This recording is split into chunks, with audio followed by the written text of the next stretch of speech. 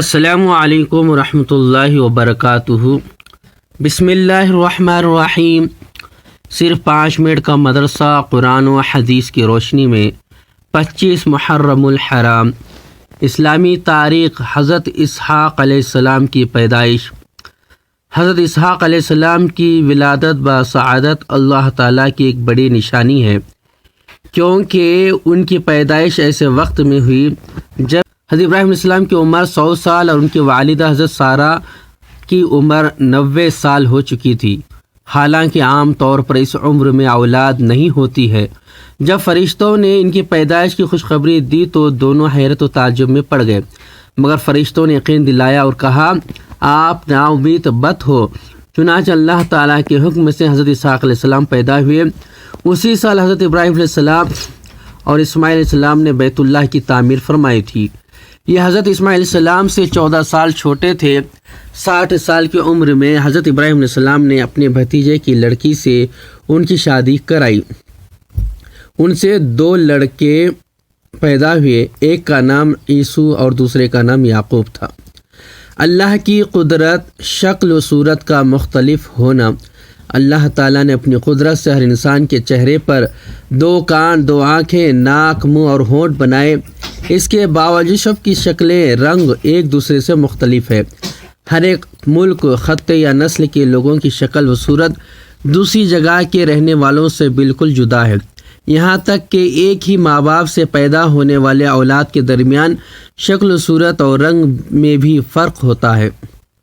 پھر مرد عورت کی شکل و جسم کی بناوٹ بھی الگ ہوتی ہے۔ غرض انسانوں کے درمیان شکل و صورت، رنگ و نسل کا الگ الگ ہونا اللہ کی قدرت کی عظیم نشانی ہے۔ ایک فرض کے بارے میں رکوع و سجدہ اچھی طرح کرنا۔ رسول اللہ صلی اللہ علیہ وسلم نے فرمایا بدترین چوری کرنے والا وہ شخص ہے جو نماز میں سے چوری کر لیتا ہے۔ صحابہ نے عرض کیا یا رسول اللہ، آدمی نماز میں کس طرح چوری کر لیتا ہے؟ ارشاد فرمایا وہ رکوع اور سجدہ اچھی طرح نہیں کرتا۔ خلاصہ رکوع اور سجدہ اچھی طرح نہ کرنے کو حضور صلی اللہ علیہ وسلم نے چوری بتایا ہے، اس لیے ان کو اچھی طرح اطمینان سے ادا کرنا ضروری ہے۔ ایک سنت کے بارے میں کسی منزل سے چلتے وقت نماز پڑھنا۔ حضرت انس رضی اللہ تعالیٰ عنہ بیان کرتے ہیں کہ رسول اللہ صلی اللہ علیہ وسلم کسی جگہ قیام کرتے اور پھر وہاں سے چلتے تو 2 رکعت ضرور پڑھتے۔ ایک اہم عمل کی فضیلت بری موت سے حفاظت کا ذریعہ۔ رسول اللہ صلی اللہ علیہ وسلم نے فرمایا صدقہ اللہ تعالیٰ کے غصے کو ٹھنڈا کرتا ہے اور انسان کو بری موت سے محفوظ رکھتا ہے۔ ایک گناہ کے بارے میں ماں باپ پر لعنت بھیجنا۔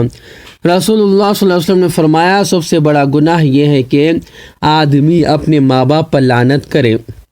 عرض کیا گیا اے اللہ کے رسول، کوئی اپنے ماں باپ پر لعنت کیسے بھیج سکتا ہے؟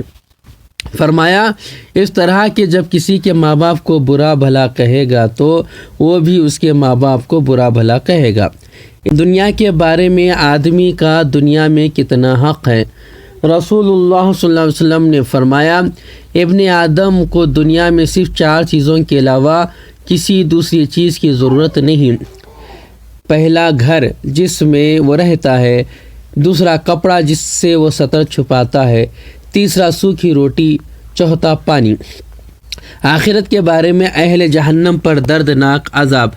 قرآن میں اللہ تعالیٰ فرماتا ہے بے شک زقوم کا درخت بڑے مجرم کا کھانا ہوگا جو تیل کی تلچھٹ جیسا ہوگا، وہ پیٹ میں تیز گرم پانی کی طرح کھولتا ہوگا۔ کہا جائے گا اس گنہگار کو پکڑ لو اور گھسیٹتے ہوئے دوزخ کے بیچ میں لے جاؤ، پھر اس کے سر پر تکلیف دینے والا کھولتا ہوا پانی ڈالو، پھر کہا جائے گا عذاب کا مزہ چکھ، تو اپنے آپ کو بڑی عزت و شان والا سمجھتا تھا، یہی وہ عذاب ہے جس کے بارے میں تم شک کیا کرتے تھے۔